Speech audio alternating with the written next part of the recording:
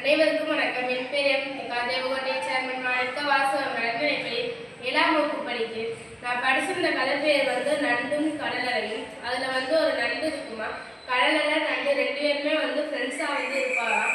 2 பேர் டெய்லியும் சந்திச்சு பேசிக்குவாராம். ஆனால் அந்த கடலில் என்ன பண்ணுமா, அந்த நண்டு நடந்து போகிற அச்சை மட்டும் டெய்லியும் அழிச்சிருமா. அந்த நண்டுக்கு அது நடந்து போகிற அச்சை பார்க்கறதுக்கு ரொம்ப பிடிக்குமா. அந்த நண்டோட இருக்கிற மற்ற நண்டுலாம் நடந்து போகிற அச்சை கடலில் அழிக்காதான்.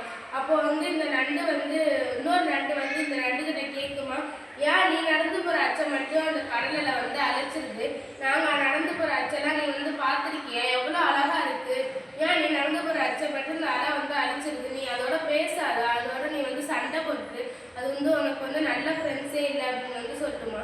அதை கேட்டுட்டு இந்த நண்டு ஆமாம் எனக்கு ரொம்ப பிடிக்கும், நான் நடந்து போகிற அச்சை பார்க்க, ஆனால் இந்த அலை அதை அழிச்சிருது, நான் இதில் கேட்போம்னு நினச்சேன், ஆனால் நான் கேட்கல அப்படின்னு சொல்லிக்கிட்டு இருக்குமா. அதனால இந்த நண்டு அந்த கடல் அலைட்ட ஃப்ரெண்ட்ஷிப் வச்சுக்க கட் பண்ணிக்குமா, இதை பேசவே பேசாதான். அந்த கடல் அலை ரொம்ப வருத்தப்படுமா, ஏன் என்கிட்ட பேசவே மாட்டேங்குது. அப்போ மற்ற நண்டுகள்லாம் கடல் அலைட்ட அந்த நண்டை பற்றி ஏதாச்சும் சொல்லிக்கிட்டே இருக்குங்களா. அதனால அந்த கடலையும் அந்த நண்டு மேலே கோபமாக இருக்குமா. ஆனால் 2 பேருமே கடைசி வரை பேசிக்கவே மாட்டாராம். ஒரு நாள் அந்த நண்டு நடந்து போகிற அச்சை கடலில் அழிக்காதான்.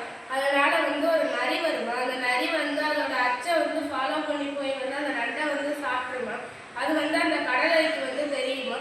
அப்போ அந்த கடலில் ரொம்ப வருத்தப்படுமா, ஐயோ அவன் என்னோட ஃப்ரெண்டு, நான் அந்த அச்சை